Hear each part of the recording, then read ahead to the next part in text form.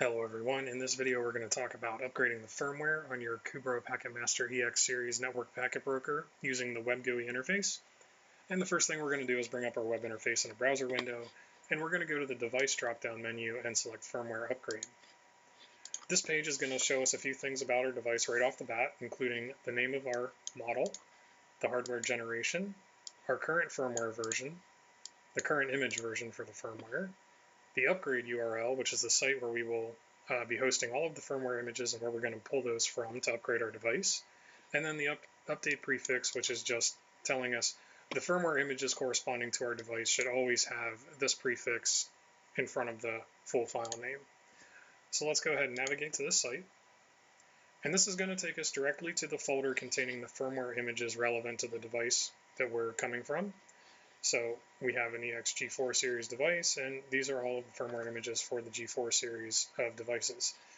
This latest.tar.gz here is always going to be a symbolic link to the most recently released firmware image, so if you always grab this to update your device, you'll always have the most recent firmware image.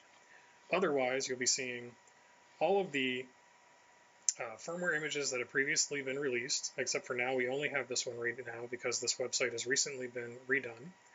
And you're also going to have a folder containing various hotfixes for your device. Another thing about this site, this download site, is if we go to the root directory here, we're going to see we have the folders for all of the Cubro devices where we can have get the firmware images for those. But there's a lot of other good stuff in here as well as manuals, documentation for the REST API, change logs, our shell script that's going to be used for upgrading firmware in the CLI, which is something we'll cover in another video, documentation for that shell script, and then how to apply your hotfixes. So if you're going to be the person responsible for administering these devices, I would highly recommend bookmarking this page as it's going to come in handy down the road. For the time being, let's go back to our G4 folder here and let's grab our latest.tar.gz. And while this is downloading, something that I have noticed that you might want to watch out for is if you are a Mac user and you are a Safari user, I have noticed that Safari tends to like to drop the .gz file extension from the firmware image.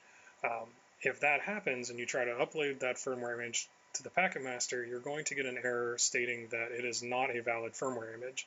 So if you happen to be a Safari user, just make sure that you have the full .tar.gz extension on there before you decide to upload that to the Packetmaster, or possibly even better, use a different browser. Alright, our firmware image is almost done downloading, so we can get out of this site and go back to our firmware upgrade page.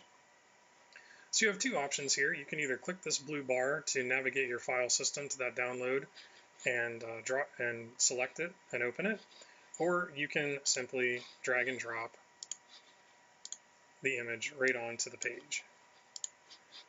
And you're going to see a progress bar while this is loading, and we'll skip the long wait and go right to 100% now. Alright, our firmware image has been uploaded to the device, and we've gotten our confirmation here that we've successfully uploaded our firmware image. If this bar is ever red or showing you an error or a warning, at that point do not apply the upgrade. Try to re-upload the image, or if it's possibly been corrupted through the download another image and try again.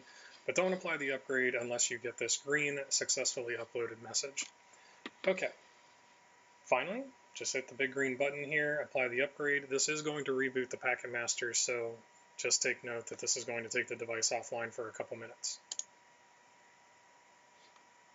Alright, and now the device will reboot and it'll redirect us back to our Web GUI interface as soon as the Packetmaster comes back up.